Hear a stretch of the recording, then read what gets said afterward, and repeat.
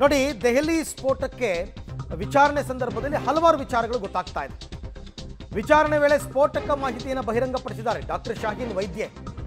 ಉತ್ತರ ಪ್ರದೇಶದ ದೇವಸ್ಥಾನಗಳು ಹಾಗೂ ಧಾರ್ಮಿಕ ಕೇಂದ್ರಗಳನ್ನು ಟಾರ್ಗೆಟ್ ಮಾಡಿದ್ವಿ.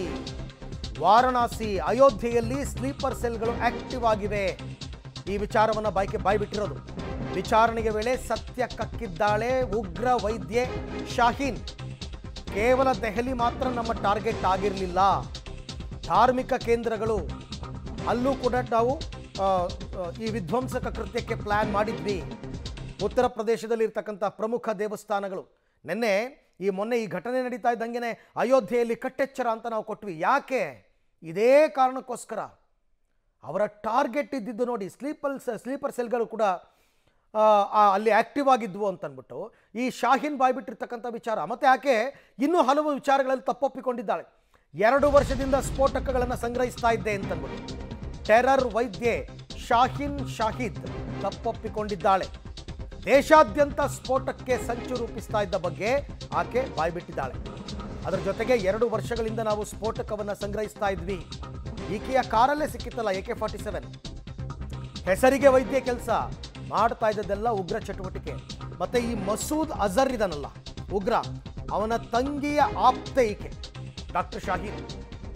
ಮಸೂದ್ ಅಜರ್ ತಂಗಿಯ ಆಪ್ತೆ ಈಕೆ. ಆ ಲಿಂಕು ಕೂಡ ಈಕೆಗಿದೆ. ಹೆಸರಿಗಷ್ಟೇ ಈಕೆ ವೈದ್ಯೆ. ಈಕೆಯ ಬ್ರಹ್ಮಾಂಡ ಹಿಸ್ಟ್ರಿಯನ್ನು ಬಿಚ್ತಾ ಹೋದರೆ ಈಕೆ ಮಾಡಿರೋದೆಲ್ಲ ಬರೀ ದೇಶದ್ರೋಹದ ಕೆಲಸನೇ. ಈ ಬಗ್ಗೆ ಮತ್ತಷ್ಟು ಮಾಹಿತಿ ನನ್ನ ಕೊಲೀಗ್ ಶಬೀರ್ ಅವರಿಂದ ಪಡೆಯೋಣ. ಶಬೀರ್, ಈಗ ಶಾಹೀನ್ ಹಿಸ್ಟ್ರಿಯನ್ನು ಕೆದಕ್ತಾ ಹೋದರೆ ಹೆಸರಿಗಷ್ಟೇ ವೈದ್ಯೆ, ಮಾಡಿರೋದೆಲ್ಲ ಉಗ್ರ ಚಟುವಟಿಕೆಗಳು ಅಂತ. ಅರವಿಂದ್, ನೋಡಿ, ಈ ಟೆರರ್ ಡಾಕ್ಟರ್ಸ್ನ ಸಿಂಡಿಕೇಟ್ ಅನ್ನು ಒಮ್ಮೆ ಗಮನಿಸಿ. ಇಲ್ಲಿ 3 ವ್ಯಕ್ತಿಗಳು ಬಹಳಷ್ಟು ಮಹತ್ವದ ಪಾತ್ರವನ್ನು ನಿರ್ವಹಿಸ್ತಾ ಇದ್ದಾರೆ.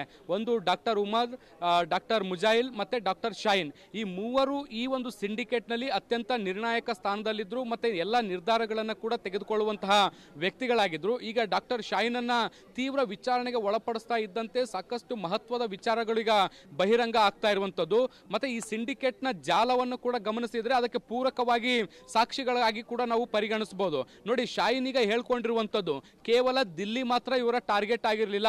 ಉತ್ತರ ಭಾರತದ ಪ್ರಮುಖ ದೇವಸ್ಥಾನಗಳು ಮತ್ತು ಪ್ರದೇಶಗಳನ್ನು ಕೂಡ ಟಾರ್ಗೆಟ್ ಮಾಡಿದ್ರು. ಉತ್ತರ ಭಾರತದಲ್ಲಿರುವಂತಹ ಮಹಾನಗರಗಳನ್ನು ಕೂಡ ಟಾರ್ಗೆಟ್ ಮಾಡಿ ದಾಳಿಯನ್ನು ನಡೆಸುವಂಥ ಸಂಚನ್ನು ರೂಪಿಸಿದ್ರು ಅನ್ನುವಂಥದ್ದನ್ನು ಕೂಡ ಈಗ ಖುದ್ದು ಶಾಹೀನ್ ಒಪ್ಕೊಂಡಿರುವಂಥದ್ದು. ಅದರಲ್ಲೂ ಕೂಡ ಉತ್ತರ ಪ್ರದೇಶದಲ್ಲಿ ವಾರಣಾಸಿ ಮತ್ತು ಅಯೋಧ್ಯೆ ಅಂತ ಪ್ರಮುಖ ದೇವಸ್ಥಾನಗಳಲ್ಲೂ ಕೂಡ ಸ್ಫೋಟವನ್ನು ನಡೆಸುವಂಥ ಸ್ಕೆಚ್ ಅನ್ನು ಕೂಡ ಇವರು ಹಾಕೊಂಡಿದ್ರು ಅನ್ನುವಂಥದ್ದು ಕೂಡ ಗೊತ್ತಾಗ್ತಾ ಇದೆ. ಸೊ ಹೀಗಾಗಿ ಅಲ್ಲಲ್ಲಿ ಸ್ಲೀಪರ್ ಸೆಲ್ಗಳನ್ನು ಕೂಡ ಆಕ್ಟಿವೇಟ್ ಮಾಡುವಂತ ಕೆಲಸವನ್ನ ಕೂಡ ಮಾಡಿದ್ರು.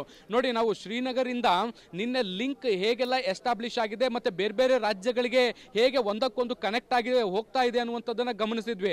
ಅದು ಗುಜರಾತ್ ಆಗಿರ್ಬೋದು, ಹರಿಯಾಣ ಆಗಿರ್ಬೋದು, ಉತ್ತರ ಪ್ರದೇಶ ಆಗಿರ್ಬೋದು, ದೆಹಲಿ ಆಗಿರ್ಬೋದು, ಎಲ್ಲ ಕಡೆಗಳಲ್ಲೂ ಕೂಡ ವೈದ್ಯರ ರೂಪದಲ್ಲಿ ಸ್ಲೀಪರ್ ಸೆಲ್ಗಳಲ್ಲಿ ಭಯೋತ್ಪಾದಕರು ಕೆಲಸವನ್ನ ಮಾಡ್ತಾ ಇದ್ದಾರೆ.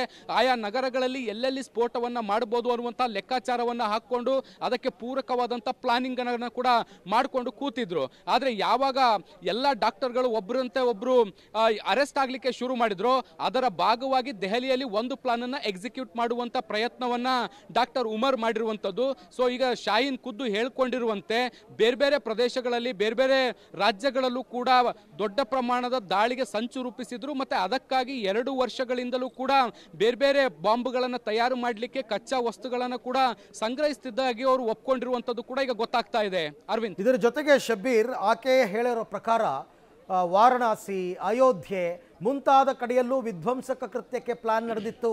ಅಲ್ಲೂ ಸ್ಲೀಪರ್ಗಳು ಆಕ್ಟಿವ್ ಆಗಿದ್ದಾರೆ ಅಂತಕ್ಕಂಥ ಮಾಹಿತಿಯನ್ನು ಹಂಚಿಕೊಂಡಿದ್ದಾಳೆ. ಅರವಿಂದ್, ನೋಡಿ, ಇದು ಬಹಳಷ್ಟು ಸೀರಿಯಸ್ ವಿಚಾರ. ಮುಖ್ಯವಾಗಿ ಇಷ್ಟು ದಿನ ಲಕ್ನೋನ ಕೇಂದ್ರೀಕರಿಸಿ ತನಿಖೆಯನ್ನು ನಡೆಸುವಂತ ಕೆಲಸವನ್ನ ಮಾಡಲಾಗ್ತಾ ಇತ್ತು. ಮತ್ತೆ ಶಾಹೀನ್ನ ಆಪ್ತ ವಲಯದಲ್ಲಿ ಗುರುತಿಸಿಕೊಂಡಂತಹ ಶಂಕಿತ ಭಯೋತ್ಪಾದಕರನ್ನ ಹುಡುಕುವಂತ ಪ್ರಯತ್ನಗಳನ್ನು ಕೂಡ ಮಾಡಲಾಗ್ತಾ ಇತ್ತು.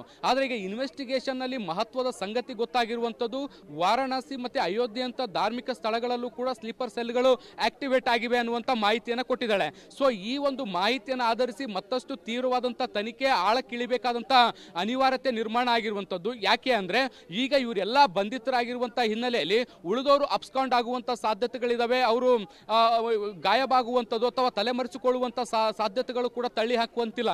ಹೀಗಾಗಿ ಅವರು ಯಾರು, ಅವರ ಹಿನ್ನೆಲೆ ಏನು, ಅವರು ಎಲ್ಲಿರ್ತಾರೆ, ಹೇಗೆ ಕಾರ್ಯನಿರ್ವಹಿಸ್ತಿದ್ದಾರೆ ಅನ್ನುವಂಥದ್ದನ್ನ ಹುಡುಕುವಂತ ಕೆಲಸವನ್ನ ಕೂಡ ಮಾಡಬೇಕಾಗುತ್ತೆ. ಆ ನಿಟ್ಟಿನಲ್ಲೂ ಕೂಡ ಕೆಲಸವನ್ನ ಈಗ ತನಿಖಾ ಸಂಸ್ಥೆಗಳು ಕೂಡ ಮಾಡ್ತವೆ. ನೋಡಿ, ಶ್ರೀನಗರಿಂದ ಶುರುವಾದಂತ ಲಿಂಕ್ ಒಬ್ಬರು ಕೊಟ್ಟಂತ ಇನ್ಫಾರ್ಮೇಶನ್ ಇಂದ ಮತ್ತೊಬ್ಬರನ್ನ ಬಂಧಿಸ್ತಾ ಹೋಗಿರುವಂತದ್ದು. ಸೊ ಇದೇ ರೀತಿ ಈ ಲಿಂಕ್ ಎಸ್ಟಾಬ್ಲಿಷ್ ಆಗ್ತಾ ಲಕ್ನೋವನ್ನ ತಲುಪಿರುವಂತದ್ದು. ಈಗ ಶಾಹೀನ್ ಕೊಟ್ಟಿರುವಂತಹ ಮಾಹಿತಿಗಳನ್ನು ಆಧರಿಸಿ ಇನ್ನಷ್ಟು ಜನರನ್ನ ಬಂಧಿಸುವಂತ ಸಾಧ್ಯತೆಗಳಿದಾವೆ. ಮತ್ತೆ ಮುಖ್ಯವಾಗಿ ವಾರಣಾಸಿ, ಅಯೋಧ್ಯೆ ಅಂತ ಧಾರ್ಮಿಕ ಕ್ಷೇತ್ರಗಳಲ್ಲೂ ಕೂಡ ಈ ಸ್ಲೀಪರ್ ಸೆಲ್ಗಳು ಆಕ್ಟಿವೇಟ್ ಆಗಿರುವಂತಹ ಹಿನ್ನೆಲೆಯಲ್ಲಿ ಅಲ್ಲಿರುವಂತಹ ಭಯೋತ್ಪಾದಕರು ಯಾರು ಅನ್ನುವಂಥದ್ದನ್ನ ಗುರುತಿಸಿ ಅವರ ಹೆಡೆಮುರಿಯನ್ನು ಕಟ್ಟಬೇಕಾದಂತ ಅನಿವಾರ್ಯತೆ ಇದೆ.